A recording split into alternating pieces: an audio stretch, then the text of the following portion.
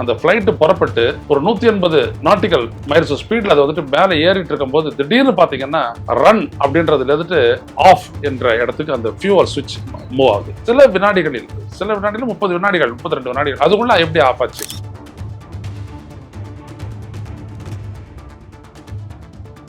இது ஃபியூவல் வந்துட்டு என்ன அப்படின்னா இது கண்ட்ரோல்ல இருக்குது அப்படின்றது தெரியுது. ஆனா எப்படி ஆஃப் ஆச்சுன்றது தெரியுது. அதை வந்துட்டு ரெஸ்டோர் பண்றதுக்கான உடனடி நடவடிக்கை ரேட் அப்படின்ற ஒரு நடவடிக்கை எடுத்திருக்கிறாங்க. ஆனா அதுக்குள்ள விமானம் விழுந்துருது, நொறுங்கிடுது, தீப்பற்றி எரிந்து விடுகிறது.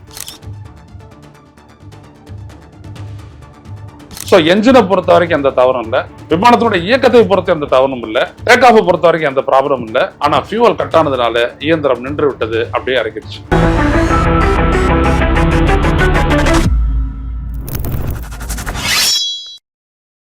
வணக்கம் தோழர்களே, ருஷ்ய செய்திகளின் வாயிலாக உங்களை மீண்டும் சந்திப்பதில் பெரும் மகிழ்ச்சி அடைகின்றேன். மிக முக்கியமான ஒரு செய்தி, ஒரு அறிக்கை வெளியாகி உள்ளது.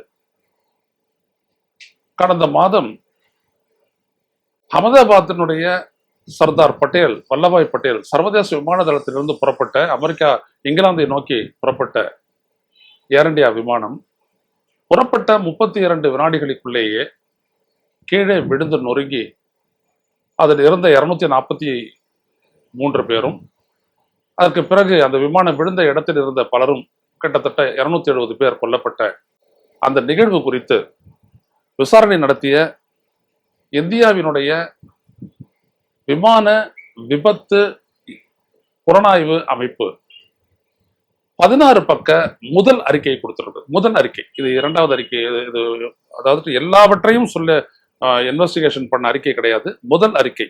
என்னெல்லாம் நடந்திருக்குது, அதாவது அந்த விமானம் புறப்பட்டு சிறிது தூரத்தில் பறந்து, சிறிது நேரமே பறந்து, அதற்கு பிறகு விழுந்து எப்படி இந்த விபத்து ஏற்பட்டது என்பது தொடர்பாக என்னவெல்லாம் ஆதாரங்கள் கிடைத்தனவோ, அந்த காக்பிட் என்று சொல்லக்கூடிய விமானத்தை இயக்கக்கூடிய அந்த இடத்தில் இருந்த பல்வேறுபட்ட சுவிட்சுகள், அவைகளினுடைய தன்மைகள் எப்படி இருந்தன, பொசிஷன், அதையெல்லாம் வைத்து அங்கே voice recorder, cockpit voice recorder, அங்கே 2 பைலட்டுகளுக்கும் நடுவில் பேசப்பட்ட அந்த உரையாடல், பிறகு அவர்கள் மேடே மேடே அப்படின்னு சொல்லி 3 முறை சொல்லியது, அதற்கு பிறகு நொறுங்கி விடுத்து விட்டது.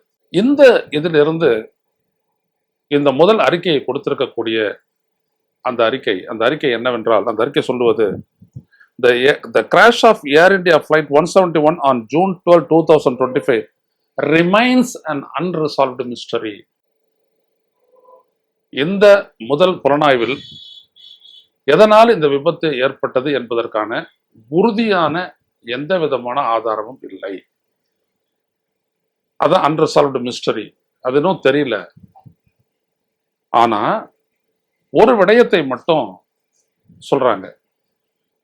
அது என்ன அப்படின்னம்னா, அந்த ஃபிளைட் புறப்பட்டு ஒரு 180 நாட்டிக்கல் மைல்ஸ் ஸ்பீட்ல அதை வந்துட்டு மேலே ஏறிட்டு இருக்கும் போது திடீர்னு பாத்தீங்கன்னா ரன் அப்படின்றதுல வந்துட்டு ஆஃப் என்ற இடத்துக்கு அந்த ஃபியூவல் சுவிட்ச் மூவ் ஆகுது சடனா. அதாவது அந்த ஃபியூவல் ஃப்ளோ இருந்ததுனாதான் என்ஜின் இயங்க, அது உங்களுக்கு தெரியும். புறப்பட்டு சில வினாடிகளில் 30 வினாடிகள் 32 வினாடிகள் அதுக்குள்ள எப்படி ஆஃப் ஆச்சு அப்படின்ற ஒரு விடயம்தான் இந்த சுவிட்ச். யார் இது ஏன் ஆஃப் பண்ண? இல்ல நான் எதுவும் பண்ணலையே, இன்னொரு பைலட் சொல்றாரு. ஆனா எந்த பைலட் சொன்னது, எந்த பைலட் இப்படி கேட்டது அப்படின்றத பத்தி தெரியல. ஆனா ஒரு விஷயம் கன்க்ளூசிவ், அது என்ன அப்படின்னா, அந்த விமானத்தினுடைய எந்திரங்களுக்கு செல்லக்கூடிய எரிபொருள் அது நிறுத்தப்பட்டிருக்கிறது. 2 என்ஜின்களுக்கும் போனது, அப்படி நிறுத்தப்பட்டிருக்கிறது. இது எப்படி அப்படின்னா, இதை ஆன் பண்ணிட்ட உடனே, என்ஜினை ஆன் பண்ணிட்ட உடனே மறுபடியும் அதை ஆஃப் பண்ண முடியாது. அதை என்ஜின் ஆன் பண்ணக்கூடிய அந்த இடம் இருக்கிறீங்களா, அந்த சுவிட்ச் மேல வந்துட்டு ஒரு கப் அப்படி இருக்கும், அது வந்து மூடிடும். அது மறுபடியும் ஃபிளைட்டு போய் லேண்ட் ஆயிட்டு அது வந்துட்டு அந்த இதுக்கு வர்ற வரைக்கும், நிறுத்துமிடத்துக்கு வர்ற வரைக்கும் அது யாரும் திறக்க முடியாது. அப்படிதான் அது இது ஃபியூவல் வந்துட்டு என்ன அப்படின்னம்னா, இது கண்ட்ரோல்ல இருக்குது அப்படின்றது தெரியுது. ஆனா எப்படி ஆஃப் ஆச்சுன்றது தெரியல.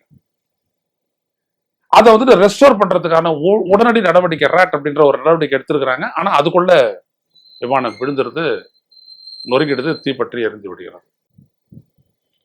அந்த தீப்பற்றிய பாகங்கள் எரிந்த நிலையில் எவ்வாறு மீட்கப்பட்டன என்கின்ற படங்கள் எல்லாம் வெளியிடப்பட்டிருக்கின்றன. அதில் தான் நீங்க பார்த்துட்டு இருக்கிறீங்க. இந்த ரிப்போர்ட்டை முழுமையா படிச்சு அந்த ரிப்போர்ட்டின் மீது திரு ராகுல் அவர்கள் அளித்த அந்த அறிக்கையை தான் நான் அப்படியே படிச்சுட்டு இருக்கிறேன். அவர் இதை கம்ப்ளீட்டா எடுத்து அதை போட்டு அந்த இதை கொடுத்துருக்கிறாரு. அதன்படி நீங்க பாத்தீங்க அப்படின்னம்னா இந்த ஒன்றை தவிர வேற எதுவும் கிடைக்கல. இன்னொன்னு என்ன அப்படின்னம்னா மற்றதெல்லாம் வந்துட்டு ஒழுங்கா முன்னாடியே இந்த ஏர் டிராஃபிக் கண்ட்ரோல் பத்தி எதுவும் இல்லை. அந்த கிரவுண்ட் லெவல்ல பண்ணக்கூடிய இன்ஸ்பெக்ஷன் எல்லாம் சரியா பண்ணாங்களா இல்லையா, அது தொடர்பா என்ன அப்படின்னா பொதுவா ஏர் இந்தியா அதுல வந்துட்டு ஒரு பெரிய அளவிற்கு சிரத்தையோடு செய்யவில்லை அப்படின்ற ஒரு ரிப்போர்ட்டை வந்துருக்கு. இந்த ரிப்போர்ட்ல சொல்லப்பட்டிருக்கு. பொதுவாகவே ஒரு விமானம் வந்துட்டு பறப்பதற்கு முன்னால் அதாவது அது ஃபிளையிங் ஃபிட்னஸ் அந்த இடம் வந்துட்டு சரியா உறுதிப்படுத்தப்பட்டிருக்கிறதா என்பது தொடர்பான அந்த கிரவுண்ட் ரிப்போர்ட், அந்த விவரங்கள் எதுவும் இந்த அறிக்கையில் சொல்லப்படவில்லை. இப்ப அது விமானம் புறப்பட்டதுல இருந்துட்டு விழுந்து நொறுங்கி அந்த இடம் தான் சொல்லியிருக்கு. ஸோ இது இன்னும் ஃபர்தர் இன்வெஸ்டிகேஷன் தான் இன்னும் பல்வேறுபட்ட விடயங்கள் வரும். ஆனா எது இந்த மிஸ்டரி அப்படின்னு சொல்லக்கூடிய அளவுக்கு காரணம்னா எப்படி அந்த ஃபியூவல் சுவிட்ச் ஆஃப் ஆச்சு. ரெண்டு பேருமே ஒருத்தர் சொல்றாங்க இல்லைன்றாங்க, ஆனா எப்படி ஆஃப் ஆச்சு இதான் ஒண்ணுமே புரியல. ஏன்னா அதுல சபட்டேஜ் அப்படின்னு சொல்ல முடியாது, இருக்கிறாங்க அவங்க உள்ள. ஃபியூவல் ஆன் பண்ணி தான் ஏர்கிராஃப்ட் போகுது. ஏன்னா ரன் அப்படின்ற இடத்துல இருந்து ஆஃப் அப்படின்ற இடத்துக்கு அது மாறுது. அது உடனே வார்னிங் கொடுக்கும் இல்லையா, அப்படிதான். ஆனா ரெஸ்டோர் பண்ண முடியல, முடிஞ்சு போயிடுது. ஸோ என்ஜினை பொறுத்த வரைக்கும் எந்த தவறும் இல்லை, விமானத்தோட இயக்கத்தை பொறுத்த எந்த தவறும் இல்லை, டேக் ஆஃப் பொறுத்த வரைக்கும் எந்த ப்ராப்ளம் இல்லை. ஆனா ஃபியூவல் கட் ஆனதுனால இயந்திரம் நின்று விட்டது, அப்படியே இறங்கிடுச்சு. அதுல வந்துட்டு பாத்தீங்கன்னா மொத்த லோட் அப்படின்னு எடுத்துக்கிட்டீங்கன்னா 2,13,000 கிலோ. அதுல அலௌட் வந்துட்டு 2,11,000 தான், ஒரு 2,000 கிலோ கூட வச்சிருக்கிறாங்க. ரைட், அதனால இது ஆச்சா அப்படின்லாம் சொல்றதுக்கு இல்லை.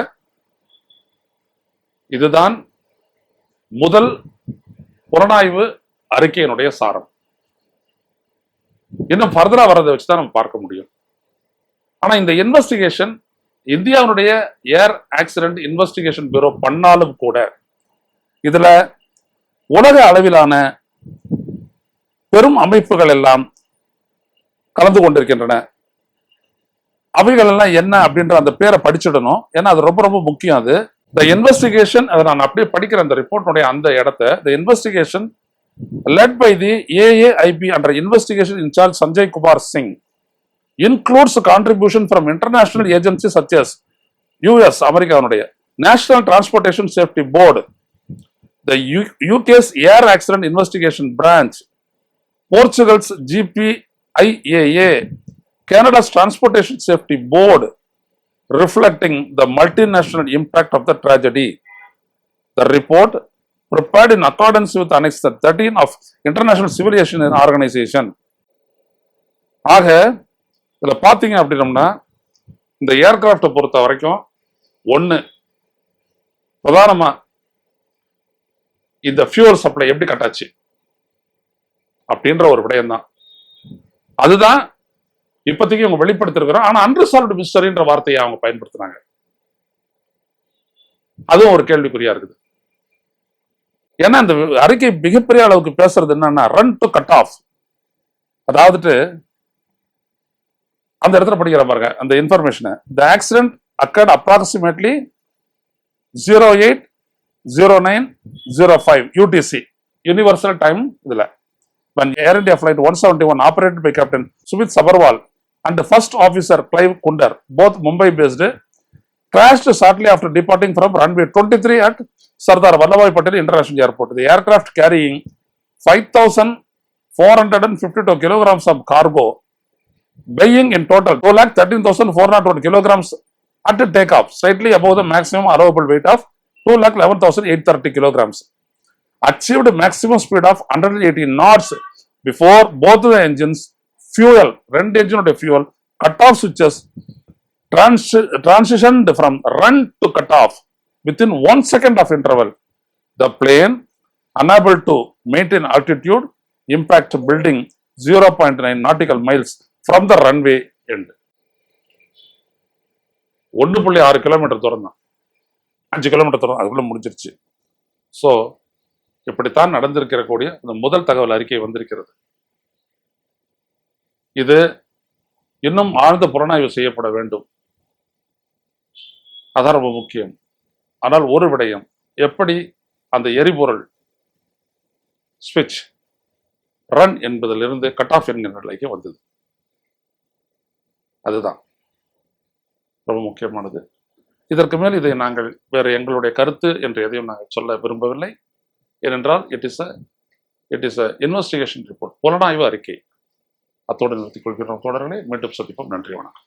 ஊடகம் கார்ப்பரேட் அரசியல்வாதிகளின் கைப்பாவையாக அடிமைகளாக இருந்தது போதும், இனி சாட்டை எடுத்து சுழற்றும் நேரம் வந்துவிட்டது.